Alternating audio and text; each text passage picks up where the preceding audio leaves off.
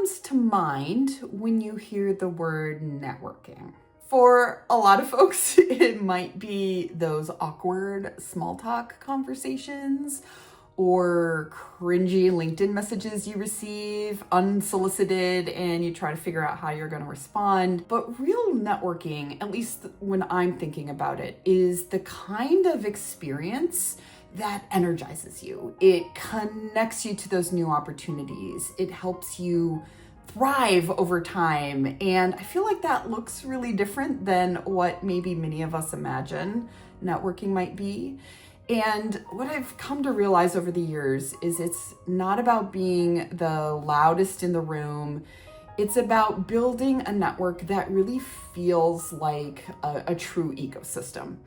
And that's one that is supportive, energizing, aligned to the goals you're reaching for, and it's about who you are and what you're creating. So I thought it might be fun in the next few minutes to just break down what I think a thriving network is and share 4 different archetypes of people, at least when I'm thinking about it and talking about networking, consists of. And then maybe offer a few quick ways to start building or refreshing your own network. And the goal here is to have it feel authentic, right? Not feel fake or overwhelming or transactional, which I think a lot of us, when we think about networking, are definitely trying to avoid. I've worked with a lot of different types of people, from early stage founders and those running advocacy organizations to, Fortune 500 executives. And one thing I've noticed that continually moves people forward, whether it's landing new business or collaborating with partners or exploring different areas, it really is not just about the skills that you have, it's about the relationships that are around you and that you can tap into. Back when I first started building Geode Lifeworks, I was overwhelmed. I said yes to speaking at an event about taking a leap of faith as I was in the midst of taking this leap of faith myself. And what that did was it put me in front of others who truly got it. These were people who were entrepreneurs or founders or those working on different parts of their business. And what grew from there for me was just a really supportive community. Friendships grew from there, and I've even had, some client and project referrals that have resulted from those who I've met through that entrepreneurial network. And what it flagged for me was, I think that's actually how entrepreneurs stay sane, is by tapping into those networks, especially when you're a small organization and you're building and you're moving forward. Those networks you have can really help to buoy you and keep you afloat. On a human level, there's some great research by Dr. Julian Holt-Lundstad that shows how social connection is actually more predictive for your long-term health than exercising or quitting smoking, which just kind of blows my mind. But it makes sense, right? Those social connections and that ecosystem can really have an effect on multiple areas of our well-being.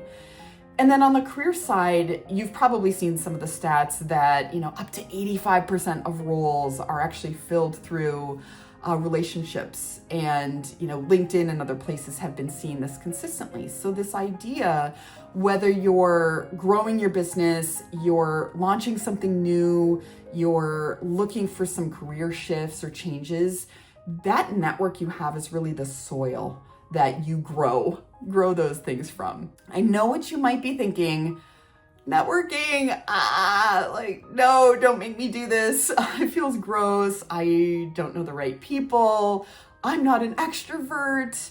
I don't want things to feel transactional. I definitely hear you, feel you on all of that. A lot of people might be surprised by this because they see me at a lot of events, or they see how I'm creating experiences or hosting workshops or other types of things. They might assume that I myself am an extrovert, but this is not true. I would consider myself either an extroverted introvert or an ambivert, which sort of sits in the middle. I definitely like people and like interacting, but big events, especially the sort that I go to and attend around here in the San Francisco area, they're really draining. And I need to gear up, steel myself against the ennui or the inertia that it might take to go to events. And I really, throughout my career have had to sort of force myself to go to these things, get the energy, go. And in the past, I used to really do just a lot of events and it was all about volume and being many places at once. But what I've learned over the years is it's more important to be intentional and focus on those meaningful touch points and to, show up in a way that's authentic to me and my energy levels and everything else. I've learned to host spaces that feel good to me, whether those are retreats or workshops or gatherings, and there's typically something we're doing active together. And that's the way I like to connect with depth and not putting that undue pressure on myself.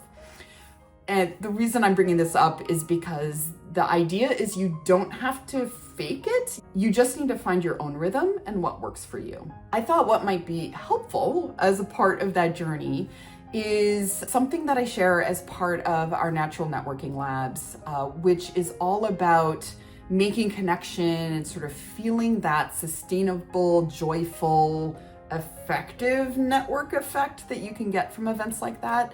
And there are three key ingredients that follows along. They're diverse perspectives, reciprocity, and rhythm. So with diverse perspectives, that's really focused on where you're seeking out those who don't just mirror values you already hold. If you imagine yourself in this networking ecosystem, it's all about finding those diverse perspectives that can bring in additional insights and look around corners that you might not be thinking about, or people that can tap you into different pathways or different ecosystems on their own. This was making me recall one of the best collaborators I ever had, who a number of years ago challenged how I was approaching my workshop design.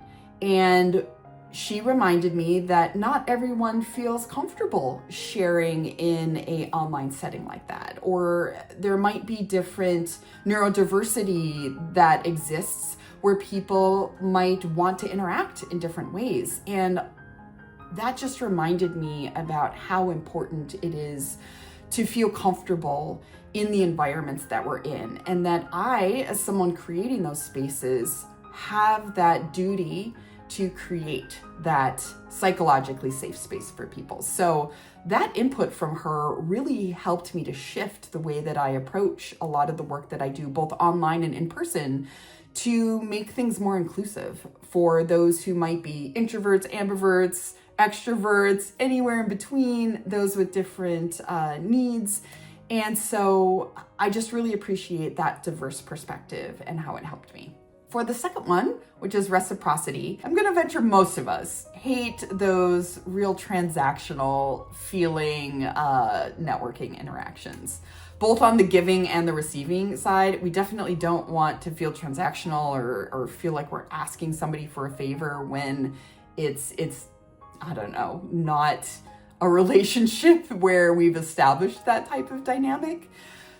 I think we are yearning for those real connections as humans. And so when something doesn't tie into that, it just feels off and just feels icky. We don't want to go down that route. So the question is, when we're networking, how do we do this, especially if it's somebody who we just met who's new, or maybe we're reaching out to somebody totally out of the blue because we think they're doing something really cool and we want to have more interaction with them. The idea with reciprocity is you don't have to have all those things figured out. You just need to put yourself in the other person's shoes and think about what might be meaningful. So to make an engagement less transactional, could you, and I do this a lot, could you share a resource or a podcast or make an introduction or a connection that you think might benefit them. And there's something really magical about being a connector in that way. And then the final one is all about rhythm. This is not just about reach. It's not constantly being on calls or direct messages, but it's about connecting with people in different ways, maybe throughout the week, throughout the month, throughout the year. And I've actually been thinking about launching my own 30-day challenge to meaningfully connect with 30 people in 30 days. That might be kind of fun, see where that could lead, and even just thinking of people and sending them a short message to share that can be really powerful. I know I always appreciate that when people do that sort of thing for me too. And then the last point I'll make here is that as the world becomes more AI saturated and our work lives in these more digital realms, don't forget about that true human connection. That can really be your competitive advantage, and we can automate a lot, but that sort of trust, that empathy, those shared values, that shared space we might fill up with each other, whether that's in person or digital, those are the things that make us human and make you unforgettable as part of your network. To help people make sense of this networking ecosystem, I've been talking about 4 simple archetypes, and they are your guides and insight givers, your connectors and collaborators, your supporters and accelerators, and then your energizers. So those guides and insight givers, those are the people in your life and in your ecosystem that can really zoom things out. For me, that's someone like learning from my former boss, Skye King from Skye King Healthcare, and she was a master networker. She would walk into a room like the Harvard Personalized Medicine Conference, or, we'd be having meetings at the National Cancer Institute, and she would know everyone. But it wasn't just who they were or what their title was or sort of what their role was on the project.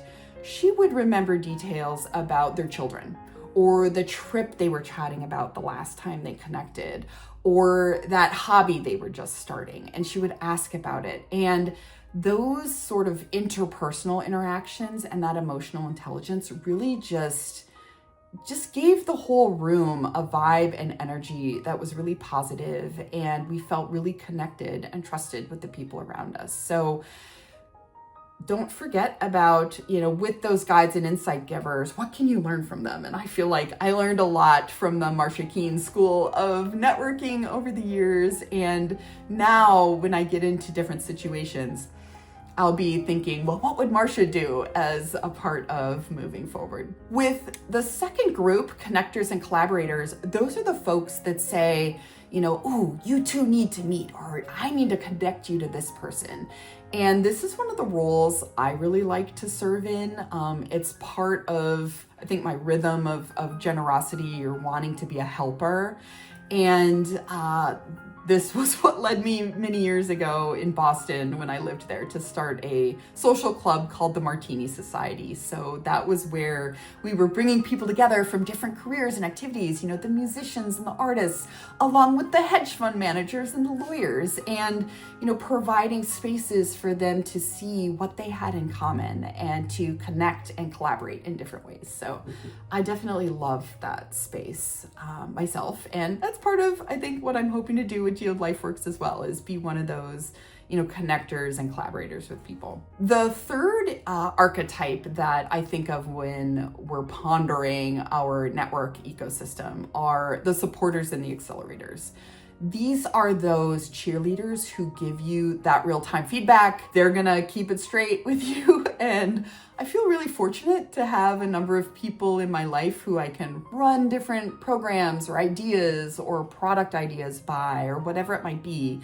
And they're going to give me a blunt response to that. Hopefully it's kind. I think most of them do it in a kind way, but this is really where we're trying to get those supporters, those folks that might help give us a little kick in the butt that we might need. And you probably already maybe have a few of those in your life. Hold them dear. And then the last group I think of in terms of the archetypes are the energizers. And we all need people around us who ground us, who make us laugh, who help us breathe and take breaks. And for me, these are my neighbors, my friends, colleagues, and those who have become sort of that chosen family.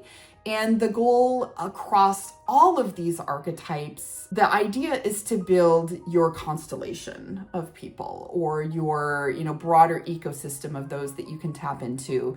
And at the end of the day, also figure out where you might fit across these archetypes and how you can share your own talents as well. So if you're feeling inspired by some of this, maybe a little piece of this, something, I want you to maybe explore these 3 quick things. And they are to map it, reconnect with one person, and offer something up. So with the map it, this is all about jotting down the names under those 4 archetypes. And the 4 archetypes, just as a reminder, are your guides and insight givers, your connectors and collaborators, your supporters and accelerators, and then your energizers. So jot down those 4 columns and, go through and see, well, who's already in your orbit? Who is maybe someone you haven't spoken to in a while that it could be a good time to catch up. And you might also look at this and see gaps. Is there anybody missing from your ecosystem, or certain types of folks that might be helpful? So mapping it can be a useful exercise when you're thinking about your networking ecosystem. A second one is to reconnect with one person. I'm gonna just issue a challenge out there. Just send a voice note or write a quick message saying something like, you popped into my mind. I just wanted to say hi, no pressure, like whatever that is for you. I challenge you to reconnect with at least one person in your network. And then the third one is to offer something up. Share a tool, a resource, a job post, or maybe a piece of encouragement. Maybe you're writing a review for that person. Think small, think human, think something that could have that sort of ripple effect. Bonus round, if you're into this, I mentioned this earlier, but if you're really adventurous and want to join me in a 30-day challenge to reach out to 30 people, come on board. Let's see how we do. Networking doesn't have to be draining. It can be really energizing, and it can fit the rhythm that you have. And for me, working hard to be thoughtful about networking and how and when I'm going to focus my energy and expand my own ecosystem is really the key. So I'm going to try this 30-day challenge here, and would love anybody to join me as well. I used to think networking meant showing up to a lot of events, saying the perfect thing, and hoping something good would happen. Now I know it's not about being everywhere. It's about being real. It's about showing up as yourself, consistently, thoughtfully, generously, and intentionally building those relationships that are going to grow with you, and really fostering them and giving them the time and energy that they deserve. So whether you're landing new clients, maybe you're navigating a career shift, seeking collaborators, or just even craving a deeper connection, you don't have to do this alone. Your next opportunity might not come from a job board or a pitch deck or one of these events that you're going to, or an online workshop you're attending. It might come from a single conversation, you have in line at the grocery store. It might come from one reconnection to a colleague who you loved working on projects with in the past, and maybe you haven't chatted in a few years. It might come from one shared moment of resonance. You're talking to somebody you're hanging out with at a concert, and maybe something blossoms from there. So whatever it is, find the things that are going to work for you and your energy and your rhythm. And I definitely would love to see you at one of our natural networking labs, or wherever our paths might cross next. Until next time, keep chipping away at what lights you up.